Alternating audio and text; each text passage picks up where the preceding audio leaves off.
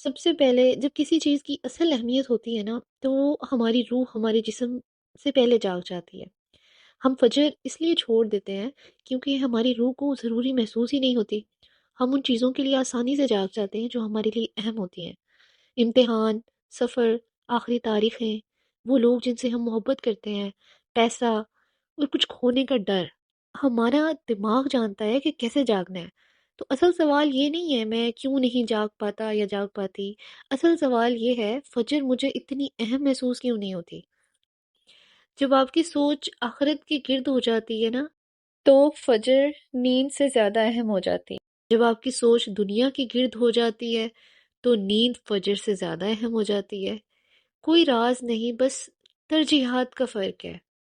بھائی حل کیسے ہوا یہ؟ تو ہمارا تو کوئی رشتوں کا مسئلہ ہے، ہمارے ریلیشنز خراب ہو رہے ہیں، ہمارا کریئر ڈسٹرب ہے، ہم کام نہیں کر پا رہے، ہمیں ڈی موٹیویشن ہو رہی ہے، ہم ریل اسکرال کر رہے ہیں۔ ہم دیکھیں، ایز اے مسلم نا، ہمارا سٹارٹ اپنی جو ترجیح ہے، ہماری اپنی بیس ہماری کیا ہے؟ اسلام۔ اسلام میں سب سے پہلا رکن ہے نماز۔ آپ کے دل کو سکون ہو رہا ہے نہیں ہو رہا، آپ کا نماز پڑھنے سے آپ کے باس کے ساتھ آپ کے تعلقات ٹھیک ہو رہے ہیں نہیں ہو رہے، آپ کو کاروبار میں فائدہ ہو رہا ہے نہیں ہو رہا، آپ نے نماز پڑھنی ہے۔ یہ کوئی چوائس نہیں ہے، اٹس اے فرض۔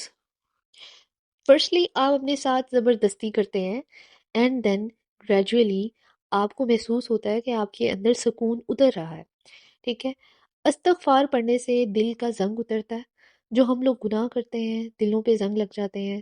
ہم استغفار پڑھ سکتے ہیں لیکن ہمیں اپنے آپ کو نماز کے لیے پش کرنا ہوگا، ہمیں اپنے آپ کو دھکا دینا ہوگا۔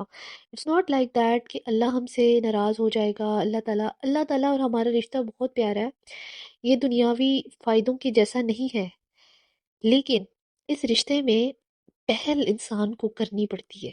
اگر آپ مایوس ہو رہے ہیں، مایوسی محسوس کر رہے ہیں کسی کام میں، کسی چیز میں، کسی رشتے میں، یا خود میں ایسا لگ رہا ہے کہ بس تھک گئے ہیں آپ، ہر پرسن کی اپنی اپنی جگہ پر اپنی اسٹرگل ہے۔ ہر کسی کو لگتا ہے میرے مسئلے بہت بڑے ہیں، یہ پتہ نہیں کیسے حل ہوں گے، یہ نہیں حل ہو سکتے۔ اگر آپ کو یہ سب محسوس ہو رہا ہے تو یہ ویڈیو سننے کے بعد آپ کو بہت زیادہ ہیلپ ملے گی اس چیز میں۔ ایکچولی ہمارے سب کے مسئلے، ان کا ایک سولوشن ہے۔ آئی بلیو کہ اگر کوئی بھی مسئلہ ہے، بہت بڑے سے بڑا، چھوٹے سے چھوٹا، آپ ریئلائز کریں گے اور اس چیز سے ایگری کریں گے کہ ہم زندگی کے کسی بھی سٹیج پہ ہوں، تو جو غلط چیز وہ ہے پریورٹی، ترجیحات۔ ہماری ترجیحات کا جو مسئلہ ہے نا، وہ بہت بڑا ہے۔ اگر ہم کسی کام میں ہیں، کوئی گھر کے مسئلے ہیں، کوئی آفس کے مسئلے ہیں، کوئی رشتوں کے مسئلے ہیں، کسی بھی قسم کی چیز ہے، آپ کنفیوز ہیں، دل دماغ پریشان ہے، تو آپ کا جو میجر مسئلہ ہے وہ ترجیحات ہے۔ آپ صحیح چیز کو صحیح ترجیح نہیں دے رہے۔ That's the thing. ہمیں پتہ ہوتا ہے کہ ہمیں کس چیز کو پریورٹی دینی چاہیے، ہم اس کو فراموش کر رہے ہوتے ہیں، اور اسی مسئلے میں نا ہمارا سولوشن ہے۔ یہ کوئی ایسی بات نہیں ہے جو کہ ریئلٹی بیس نہ ہو، آپ سنیں گے، آپ محسوس کریں گے۔ ہم نے یہ بات کبھی گہرائی میں نہیں سوچی، نماز پڑھو نماز پڑھو۔ فرسٹ آف آل 1400 سال پہلے کوئی الارم گھڑی نہیں تھی، پھر بھی کسی کی نماز نہیں چھوٹتی تھی۔ صحابہ کرام فجر کی نماز نہیں چھوڑتے تھے، اچھا وہ صحابہ تھے، آج ہم چھوڑ دیتے ہیں۔ مسئلہ یہ ہے، اور اس کا حل بھی ہے۔ As a Muslim what you think کہ ہمارے لیے سب سے امپورٹنٹ چیز کیا ہونی چاہیے؟ تو جو ہونی چاہیے میں اسی کی بات کر رہی ہوں۔ دماغ ہمیشہ ان چیزوں کو ترجیح دیتا ہے جنہیں وہ اہم اور خطرناک سمجھتا ہے۔ اگر کوئی چیز زندگی اور آخرت کے لحاظ سے بہت اہم محسوس ہو تو آپ کا جسم آپ کو سونے ہی نہیں دیتا۔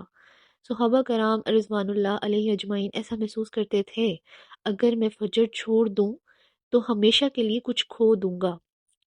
وہ زندگی کو یوں نہیں دیکھتے تھے کریئر، شادی، پیسہ اور موت، وہ زندگی کو یوں دیکھتے تھے دنیا اور آخرت۔ جب آپ کی سوچ آخرت کے گرد ہو جاتی ہے نا، تو فجر نیند سے زیادہ اہم ہو جاتی ہے۔ جب آپ کی سوچ دنیا کے گرد ہو جاتی ہے تو نیند فجر سے زیادہ اہم ہو جاتی ہے۔ کوئی راز نہیں، بس ترجیحات کا فرق ہے۔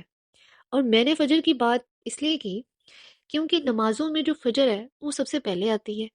ہم فجر ادا کر لیتے ہیں، اس کے بعد ظہر، عصر، مغرب، اس کے لیے جو ہمارے اندر انرجی ہوتی ہے وہ آٹومیٹکلی آ جاتی ہے، اور یہ فیکٹ ہے۔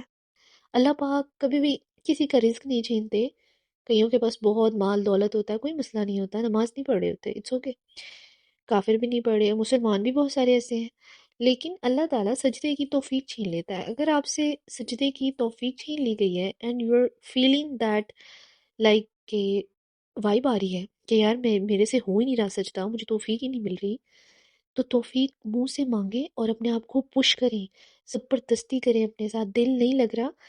لائک ڈاکٹر اسرار کے بیان تو بہت خوبصورت ہے، لیکن میں اس ویڈیو میں آپ کو جسٹ ایک روڈ میپ دینا چاہتی ہوں کہ کہیں بھی اٹکے ہوئے ہیں، کہیں بھی لٹکے ہوئے ہیں، مسئلے میں ہیں، بس سمجھ نہیں آ رہا، فجر کو پکڑ لیں.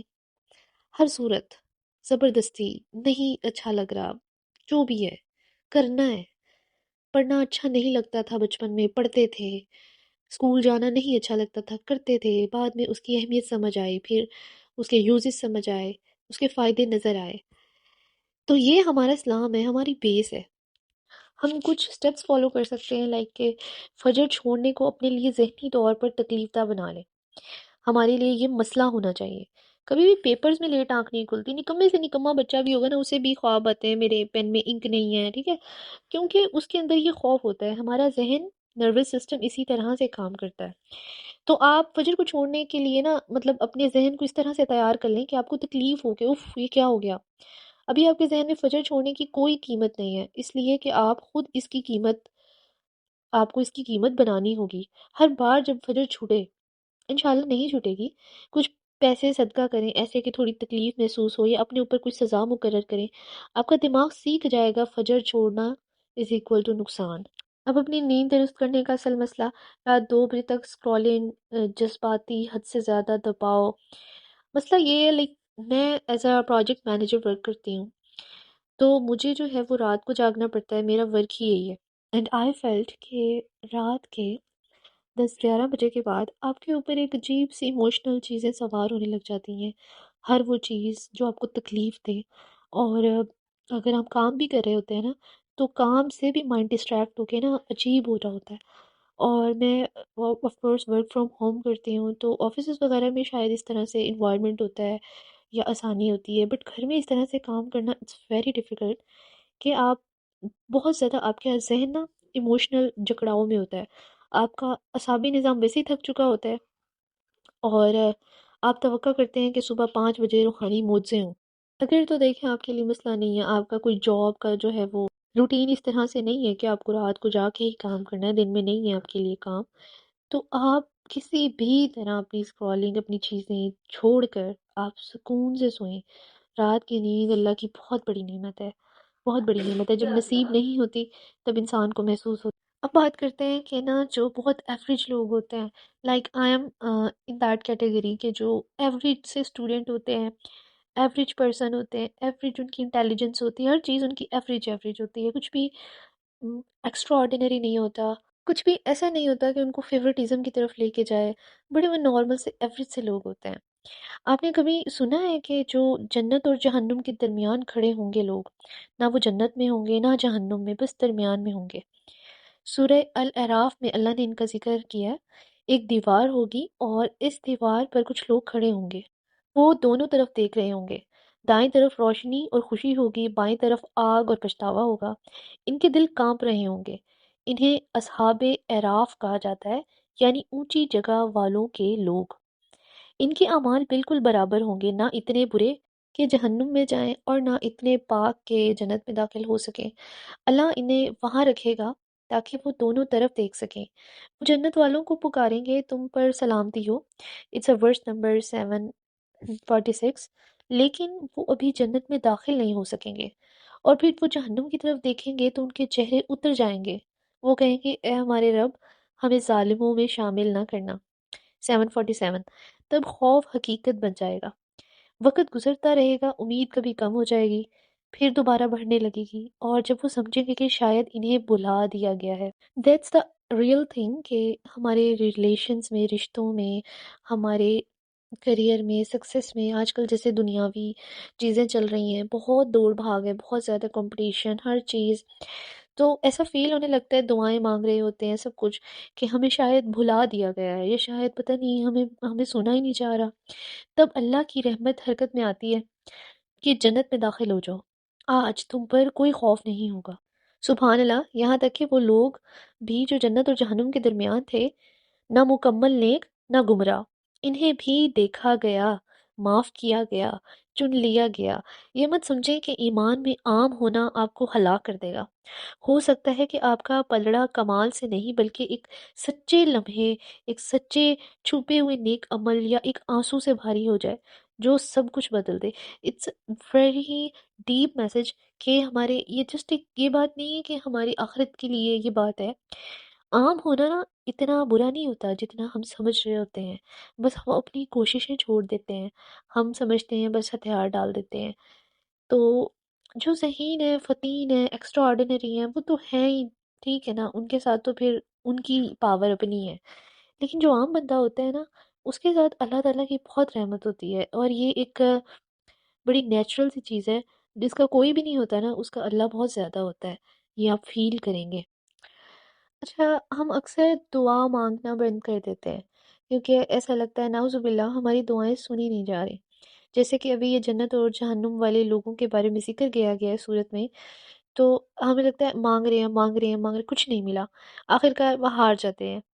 تو ہم سوچتے ہیں شاید اللہ میری نہیں سن رہا، شاید میری آواز اس کے لیے اہم نہیں ہے۔ لیکن دل کے اندر یہ صرف مایوسی نہیں ہوتی، یہ دل ٹوٹنے کا درد ہوتا ہے، اس امید سے اور یہ محسوس کرنے سے کہ وہ امید پوری نہیں ہوئی۔ ایک نا بات سمجھ آتی ہے، دعا ہمیشہ یہ حاصل کرنے کے لیے نہیں ہے کہ آپ جو چاہتے ہیں، بلکہ یہ اس کے ساتھ جڑے رہنے کے بارے میں ہے، جو پہلے ہی جانتا ہے کہ آپ کو کیا چاہیے۔ اللہ تعالیٰ سب کچھ جانتے ہیں، ہمارے کوئی منہ سے بولنے سے ان کو پتہ نہیں چلتا۔ اللہ ایک بھی مخلص دعا کو نظر انداز نہیں کرتا، بے شک ایک بھی نہیں، لیکن اس کا جواب ہمیشہ ویسے نہیں آتا جیسے آپ نے سوچا ہوتا ہے۔ کبھی وہ دیر کرتا ہے کیونکہ آپ تیار نہیں ہوتے، کبھی وہ حفاظت کرتا ہے کچھ روک کر، کبھی وہ دیتا ہے لیکن ایسے طریقوں سے جو آپ ابھی نہیں سمجھتے۔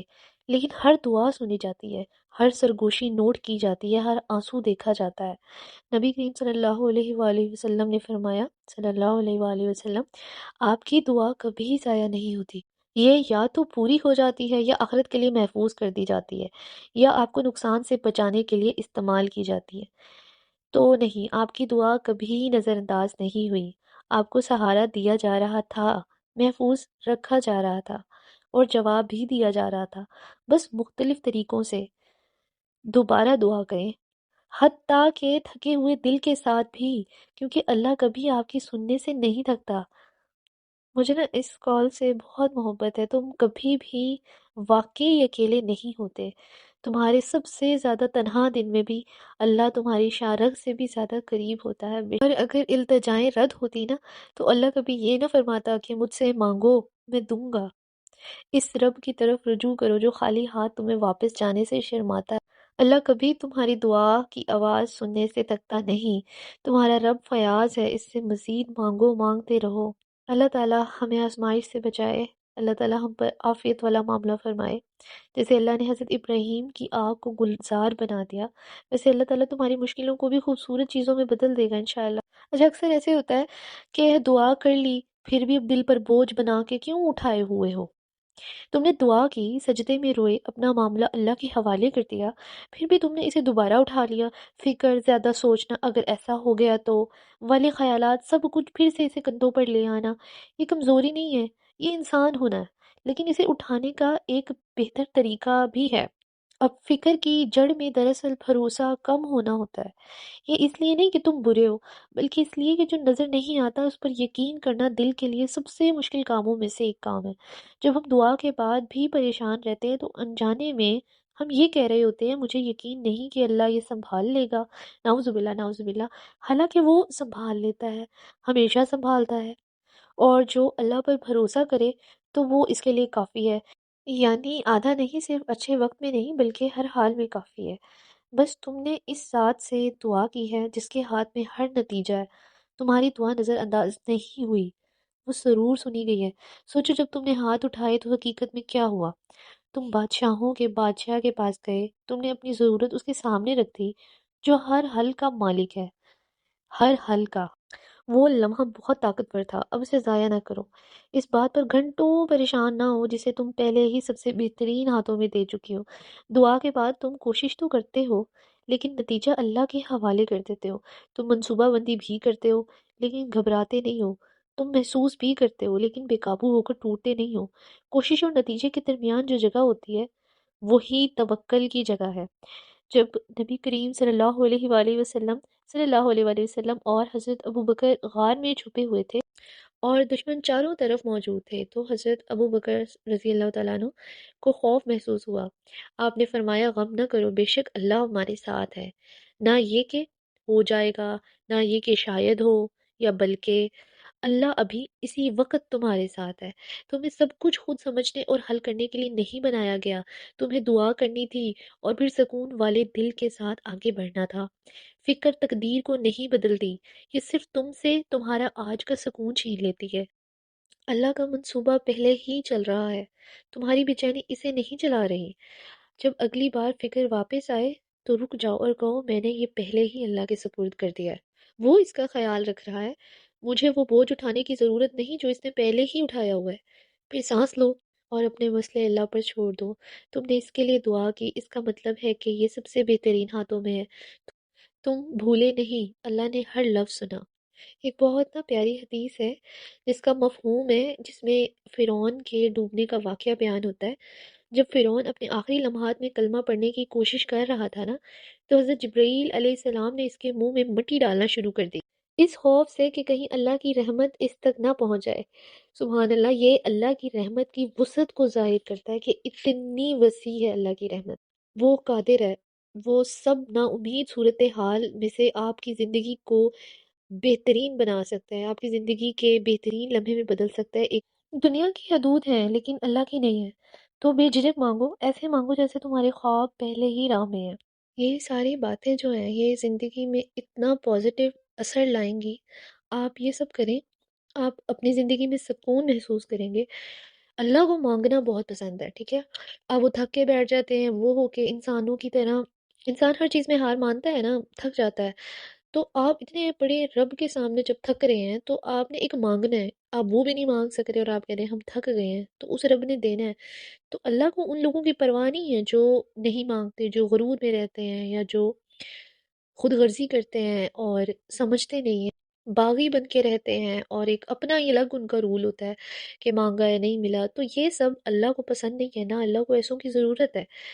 مانگو، بہت مانگو، اپنے رب سے بہت مانگو، اسکرولنگ یہ چیزیں یہ کرنے کی بجائے اللہ سے مانگو، اپنا ڈوپامین جو ہے وہ سیٹسفائی کرنے کے بجائے اپنے رب سے مانگے ہم، اللہ ہمیں توفیق دے۔ ڈپریشن تب جاتا ہے جب ہمارا مسئلہ حل ہو جاتا ہے، ٹینشن تب ختم ہوتی ہے، تو وہ چیزیں جو ہے نا اپنے مائنڈ کو جسٹ تھوڑی دیر ریلیکس کرنے کے لیے، اس کے بعد الٹا اور ڈپریس ہو جاتا ہے بندہ، عجیب عجیب سی جو آپ کے مائنڈ میں وہ کیفیت ہوتی ہے اسی طرح کی ریلز آتی ہیں، اسی طرح کی پوسٹ آتی ہیں، آپ اور ڈپریس ہو جاتے ہیں۔ رات کے سب سے خاموش حصوں میں اپنے ہاتھ اٹھاؤ، ایسے مانگو جیسے تم جانتے ہو کہ وہ سن رہا ہے، کیونکہ وہ سن رہا ہے، تمہارے دل کی دھڑکن سے بھی زیادہ قریب ہے۔ کوئی دعا بڑی نہیں ہے، کوئی خواب زیادہ نہیں ہے، اس چیز کے لیے مانگو جسے تم بیان ہی نہیں کر سکتے۔ ہر نبی کو ایسی دعا دی گئی تھی جو کبھی رد نہیں ہوتی، ہر ایک نے وہ دعا اسی دنیا میں مانگ لی سوائے ہمارے نبی کے۔ اس بات پر ذرا غور کریں، ایک دعا پکی قبولیت، نہ کوئی رد نہ کوئی دیر۔ اللہ نے ہر نبی کو یہ خاص تحفہ دیا اور ہر نبی نے، بالکل فطری بات ہے، اسے اس وقت استعمال کیا جب انہیں سب سے زیادہ ضرورت تھی۔ نوح علیہ السلام نے اپنی قوم کے خلاف اسے اس وقت استعمال کیا جب 950 سال تک انہیں رد کیا گیا۔ موسیٰ علیہ السلام نے اسے فرعون کے خلاف استعمال کیا۔ سلیمان علیہ السلام نے ایسی بادشاہت مانگی جس کی کوئی مثال نہ ہو۔ ہر نبی نے اپنی دعا اسی دنیا میں مانگ لی اور کوئی بھی انہیں اس پر ملامت نہیں کرتا، لیکن نبی کریم صلی اللہ علیہ وآلہ وسلم نے فرمایا ہر نبی کے پاس ایک خاص دعا تھی جو ضرور قبول ہوئی تھی، ہر ایک نے اسے اسی دنیا میں استعمال کر لیا، مگر میں نے اپنی دعا اپنی امت کی شفاعت کے لیے قیامت کے دن کے لیے بچا کے رکھی ہے۔ اس چیز کو ہم محسوس کریں، انہوں نے اس وقت استعمال نہیں کی جب طائف میں ان پر پتھر برسائے گئے، انہوں نے اس وقت استعمال نہیں کی جب وادی میں 3 سال تک ان کے خاندان کا بائیکاٹ کر کے انہیں بھوکا رکھا گیا، اور نہ ہی اس وقت جب انہوں نے اپنے ہی بچوں کو دفن کیا۔ وہ آسانی سے مانگ سکتے تھے، وہ جلدی فتح مانگ سکتے تھے، وہ یہ بھی دعا کر سکتے تھے تکلیف ختم ہو جائے، لیکن انہوں نے اپنی تکلیف سے آگے دیکھا، اپنی زندگی سے بھی آگے ہمیں دیکھا۔ قیامت کے دن جب ہر نبی کہیں گے نفسی نفسی، جبکہ موسیٰ، ابراہیم، عیسیٰ علیہ السلام بھی کہیں گے میں آج تمہاری مدد نہیں کر سکتا، تب ایک آواز آئے گی امتی امتی. سبحان اللہ. محسوس کریں اس چیز کو کہ ہمارے لیے کیا کیا ہوا ہے اور ہم کتنے خاص ہیں. ہم کہیں سے عام نہیں ہیں. ہمارے میں ایوریج سے ایوریج بندہ بھی جو ہے نا وہ بہت خاص ہے. گناہ گار سے زیادہ گناہ گار، حد سے زیادہ گناہ گار، جسے دنیا ڈکلیئر کر چکی ہے کہ بس اس کی تو معافی نہیں ہے، وہ بھی بہت اہم ہے اگر وہ اپنے رب سے معافی مانگ لیتا ہے. ہمارے نبی ہمارا نام نہیں جانتے تھے، ہمارے چہرے نہیں دیکھے تھے. برسوں پہلے انہوں نے ایک فیصلہ کیا، میں اپنی تکلیف برداشت کروں گا اور وہ اپنی ایک دعا استعمال نہیں کروں گا کیونکہ انہیں اس کی مجھ سے زیادہ ضرورت ہوگی. اس کا مطلب پتہ کیا ہے؟ اس کا مطلب یہ ہے کہ ابھی اسی لمحے آپ کے لیے ایک دعا پہلے سے محفوظ ہے، روک دی گئی ہے، سنبھال کے رکھی گئی ہے، انتظار میں ہے. یہ اس لیے نہیں کہ آپ نے اسے کمایا ہے، بلکہ اس لیے کہ ایک ہستی جس نے آپ کو کبھی دیکھا نہیں، آپ سے اتنی محبت کی کہ اس دعا کو آپ کے لیے بچا رکھا. سبحان اللہ. تو پھر ہم مایوس کیوں ہوں؟ ہمارا مایوس ہونا نہیں بنتا. اور انہوں نے یہ دعا صرف اچھے لوگوں کے لیے نہیں بچائی، انہوں نے اسے ان لوگوں کے لیے بچایا جو جدوجہد کر رہے ہیں، جو گرتے ہیں پھر اٹھ کر کھڑے ہوتے ہیں پھر گرتے ہیں، جن کا ایمان طوفان میں جلتی ہوئی موم بتی جیسا محسوس ہوتا ہے، جو سوچتے ہیں کہ کیا وہ واقعی رحمت کے مستحق ہیں. خاص طور پہ انہی لوگوں کے لیے، اسپیشلی ہمارے جیسے ایوریج لوگوں کے لیے جن کا ایمان بڑا ڈگمگاتا ہے.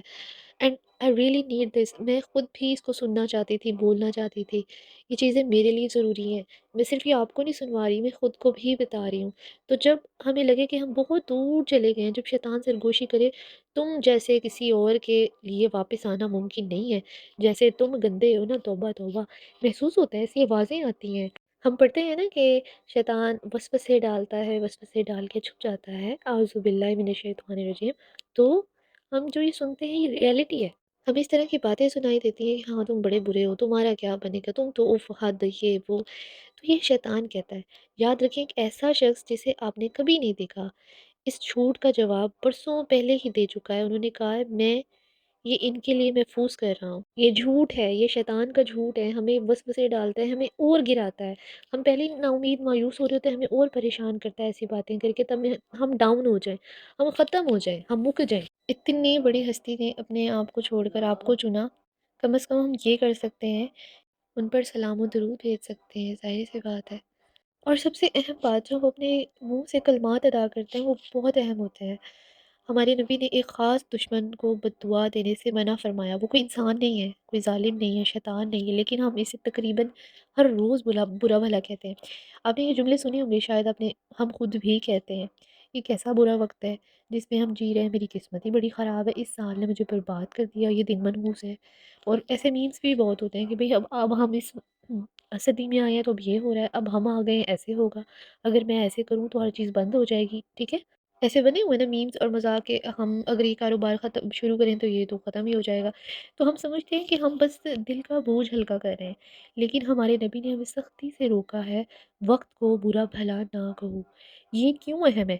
کیونکہ وقت کوئی انسان نہیں ہے. وہ یہ فیصلہ نہیں کرتا کہ آپ کو تکلیف دے، وہ آپ کے خلاف کوئی منصوبہ نہیں بناتا. وہ تو بس ایک ذریعہ ہے جس میں اللہ کا لکھا ہوا برا ہوتا ہے. ٹھیک ہے، پھر بات کا اصل وزن سامنے آتا ہے. ایک حدیث قدسی میں اللہ پاک فرماتے ہیں اور مفہوم ہے میں ہی وقت ہوں، یعنی میں ہی رات اور دن کو بدلنے والا ہوں. میں ہی وہ ہوں جو اس میں ہونے والی ہر چیز کو کنٹرول کرتا ہوں. تو جب آپ دنوں کو برا بھلا کہتے ہیں تو آپ کسی کیلنڈر پہ غصہ نہیں کر رہے ہوتے، بلکہ دراصل آپ ان دنوں کو بنانے والے پہ اعتراض کر رہے ہوتے ہیں، نعوذ باللہ. اس لیے خطرناک ہے. یہ آپ کے لیے درد کو شکایت اور بغاوت میں بدل دیتا ہے. ایک لمحے کی اداسی کو تقدیر کے خلاف ناراضگی میں بدل دیتا ہے. اسلام آپ سے جھوٹی خوشی دکھانے کا نہیں کہتا، یہ آپ کو غم میں بھی ادب سکھاتا ہے. یہ کہ آپ کہہ سکتے ہیں مجھے تکلیف ہو رہی ہے، لیکن یہ نہ کہیں یہ سب بے مقصد تھا. آپ کہہ سکتے ہیں میں تھک گیا تھک گئی، لیکن یہ نہ کہیں یہ زندگی منحوس ہے. اللہ اپنے بندوں کو برباد نہیں کرتا، وہ انہیں سنوارتا ہے. دن کی گرمی آپ کو جلانے کے لیے نہیں ہوتی، بلکہ آپ کو مضبوط اور بہتر بنانے کے لیے ہوتی ہے. تو اگلی بار جب اپنی قسمت یا اس طرح برا بھلا کرنے کا دل کرے تو یہ کہہ دیا کرے اللہ نے جو فیصلہ کیا وہی ہوا، اور وہ جو چاہتا ہے وہی کرتا ہے. ہم دعا کر سکتے ہیں اللہ پاک میری حق میں اچھا کر، میرے اوپر عافیت والا معاملہ فرما، میرے اوپر آزمائش نہ ڈال، میں بہت کمزور ہوں، میرا ایمان بہت کمزور ہے. ہم یہ کہہ سکتے ہیں. وقت کے ساتھ سکون ہم اختیار کریں، کیونکہ جو اس کو کنٹرول کرتا ہے وہی ہے جو اس میں ٹوٹے ہوئے دل اور زندگیوں کو بھی شفا دے سکتا ہے. بے شک دیٹ واز مائی ڈے. مجھے بہت زیادہ ڈاؤن فیل ہو رہا تھا. جیسے کہ ہم ریلس اسکرول کرتے ہیں اور ہم گھنٹوں تک اس پر ٹکے رہتے ہیں، بیکاز ہمیں بہت ریلیٹیبل فیل ہوتا ہے. تو اگر آپ ریلیٹ کر پا رہے ہیں یا آپ ایسی سچویشن میں ہیں نا امیدی مایوسی کی، so this videos for you and thank you for watching. اللہ حافظ.